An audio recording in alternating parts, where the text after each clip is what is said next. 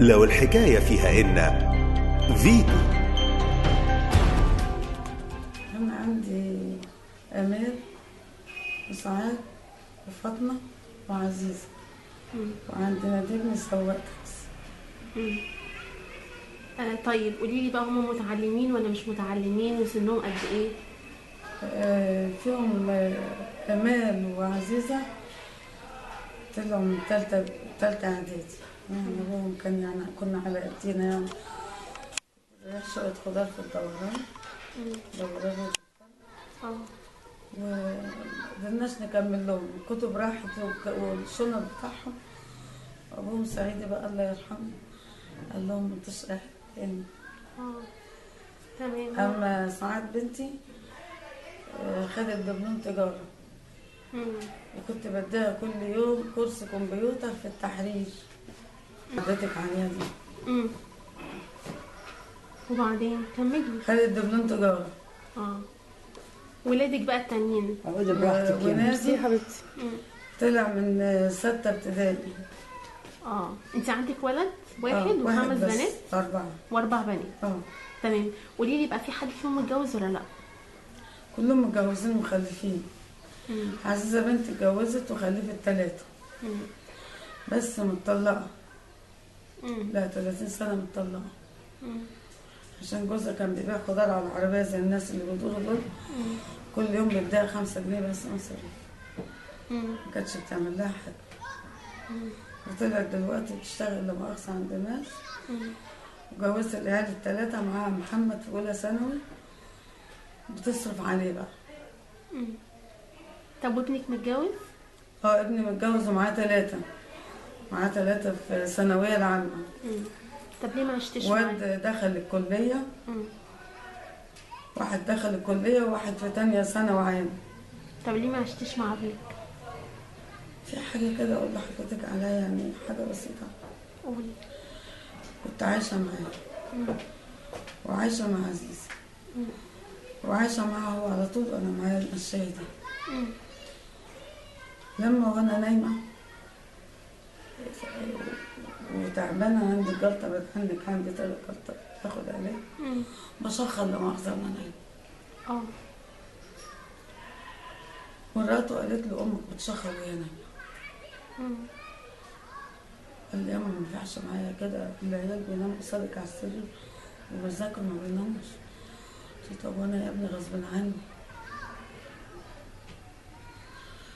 قالوا اتصل باخته عزيزة جت خدتني. قعدت عندها لا مؤاخذة ما استريحتش عندها. ابنها اللي في ثانوي ده كان لسه في 6 ابتدائي وانا معاه وانا عيانه كده برضه. فاقول له انزل هات لي عيش يا محمد وهات لي طعميه واكل على امك ما تيجي من الشغل. تيجي الساعه 9 بالليل. حياه ربنا يا بنتي كنت معلقه في العصايه دي. العصايه دي بنزل بيها السلم. لازم تمسكي ايد حضرتك معايا وانا امسك العصايه. تقول لي انت بتاخريه على المدرسه هيسقط. قلت لها لا، الدرس بيروحوا 10 انما انا بنزله 9. يعني لسه برجع الدرس يا عزيز. رحت زعلت منها وسبتها وقعدت مع سعاد بنتي اللي واخده الدبلوم تجاره دي 2 بقت توديني بتحنك العلاج الطبيعي على مشاية. ما كنتش بمشي هذه الاول، مشاية بعد عنك كده عجله كنت بركب عليها واعملها كده امشي بيها. دخلت الحمام شطفني وتشيلني من الحمام قعدنا على قعده تاني وتوديني العلاج الطبيعي. تشيلني هي والممرضه يطلعوني العلاج الطبيعي عشان اعمل العلاج الطبيعي. وبعدين انا كنت لما دخلتها لسه برضه زي اولادي. لما دخلتها جايبه لي 4 كنبات بلدي في الصاله. كنب بلدي. فانا ما اعرفش انام الا على الجنب الشمال من ساعه ما عيد. ما اعرفش انام على ده عشان هي جاياني هنا وهنا وفي ظهري. بنتي امل القريبه دي قالت لها تعالى نقضيها الظهر. كنت اياميها باخد 300 جنيه. 300 جنيه بس. تاخديهم منين؟ معاش معاش جوزك ولا معاشك؟ معاش انا. وبعدين اللهم صل على النبي، لما جيت هنا كنت بدفعهم للدار. وبعدين جمعيه الرساله لما بتيجي طيبين زي حضرتك كده، واحده تجيب لي علبتين، علبه علاج. وبعدين بقيت العلاج ام زينب بتجيبهولي، والله يا بنت وحياه الاذان. باخد علاج الضغط وعلاج كامل غذائي وعلاج مسكن عشان اعصابي تنقع عليا. جابتني هنا بقى عشان ما عرفتش انام على الكنبه. لما بنام على ظهري كده ارتاح على جنب ده واتعدل على ظهري بقى، ما اعرفش عشان الكنبه ضيقه. وبعدين كان عندها اوضتين وصاله، هي وجوزها اوضه وعيالها اوضه، معاها 3 عيال دلوقتي. واحده هتخش الكليه السنه الجايه، عقبال ولادك يا رب، ويديك الصحه والعافيه وينورها لك ويكفيك شر المرض يا رب، ويحب فيك العبد والرب والحص في الارض يا بنت حرام. ربنا يخليك يا رب. وبعدين جابتني بقى امل، قالت لها في دار هنا نوديها. وبعدين فضل معاش يزيد 350. طب انا عايزه اعرف بقى، احكي لي بقى 400 دلوقتي. والله بحياة الاذان انا سايبه لهم البتاع هنا اللي انا بقبض بيه 400 جنيه. 400 جنيه بقبضهم فحم من الطاقه. وبنتي وحياة الاذان بتجيب لي العيال. شيء بتاع ضغط اهو فوق، شيء اهو انا بوري لحضرتك بس، وده مسكن. ده مسكن بالازرق يعني كتر خير.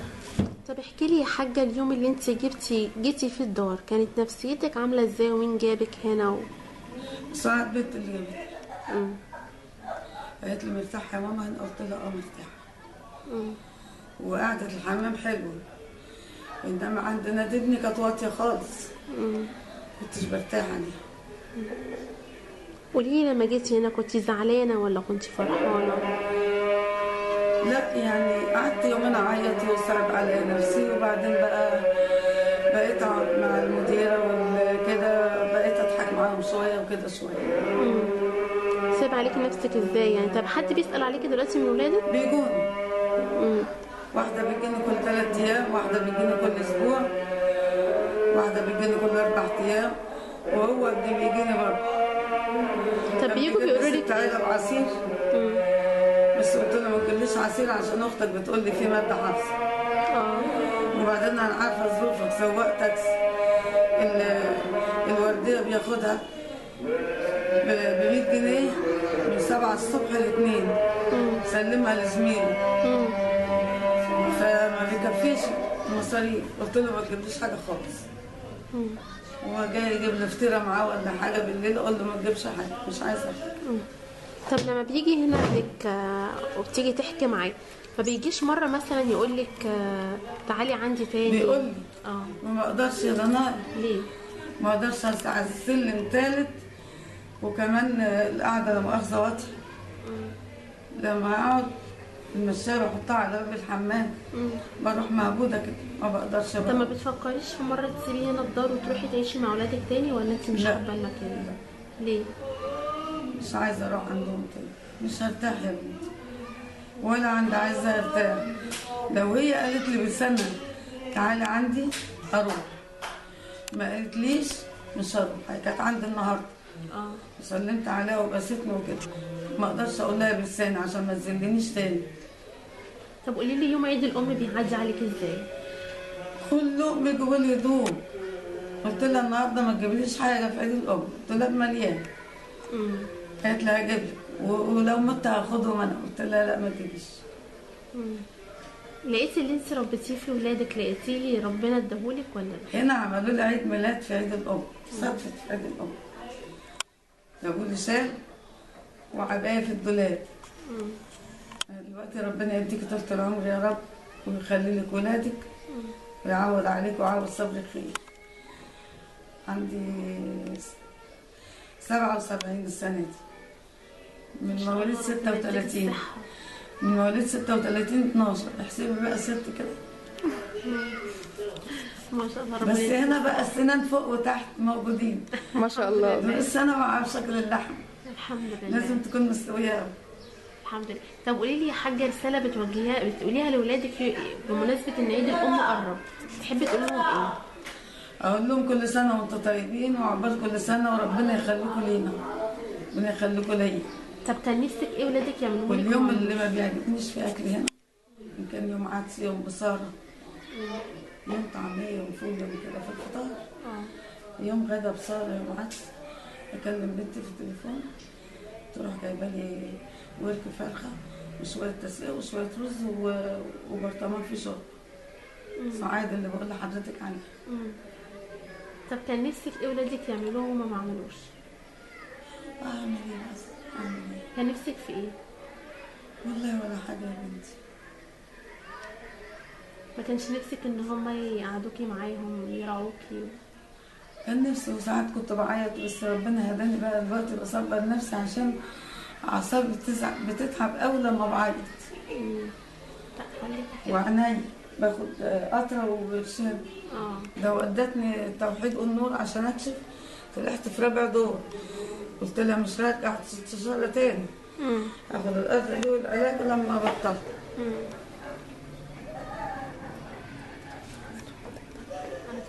طيب شكرا جدا يا حاجه، كل سنه وحضرتك طيبه. وانت طيبة والله العظيم، ده احنا اتبشرنا بيك قوي. في ست أميرة جت زي حضرتك كده من قيمة شهرين 3، قالت لي أنا في القناة الأولى، مش عارفة مش فاكرة ولا التانية، قالت لي أنا تبع التلفزيون، تحب نطلعك معانا عمرة؟ قلت لها أطلع. طب أطلع إزاي؟ قالت لي في كورس هيقعدوك عليه. قلت لها ممكن آخد المشاية؟ قالت لي تاخديها. وقالت لي أما نيجي ناخدك هجيلك أقول لك. الله ربنا يكرمك يا رب. ما جتش ان شاء الله ربنا هيكتبها لك باذن الله. والله كان في واحد زبون في العمارة اللي أنا كنت فرشة تحتها الخضار في الدوران، اسمه خالد، بس أمه مسمياه سكر، كان هيطلعني عمره. وبعدين قلت له ده فاطمة بنتي فاضل لها 10 أيام وتخش. عارفة سيادتك اداني إيه؟ قال لي مدام مش هتطلعي أنا هطلع ماما السنة دي، وأنت السنة الجاية ما بنتك تخش، وخد الجواب ده. اداني جواب فيه 3000 جنيه. رحت جبت لها غسالة وبوتاجاز، أيامها كانوا رخاص شوية. فاطمة بنتي دي ما بتجينيش كل يوم كل جمعة، عشان عندها واد معوق عنده 10 سنين. أول ما ولدت ابنها ده، البنت الصغيرة آية، كان عنده صفرة وحط الحقن على السرير. 7 يوم ما ولدت البنت حطت الإبرة في راسه في نافوخه. جت من الحمام ما لقيتها راشقة الإبرة. راحت نزلت بين الدكتور، قال لها مادام ما خدتش دم مفيش حاجة. خد علاج وما خافش لحد دلوقتي، بتجري عليه، بتوديه التخاطب والمدرسة برضه. الله ربنا يا رب. كانت عندي امبارح والله. ربنا يديك الصحة يا حاجة. سلامة حبيبتي. الله يسلمك طيب. فيتو.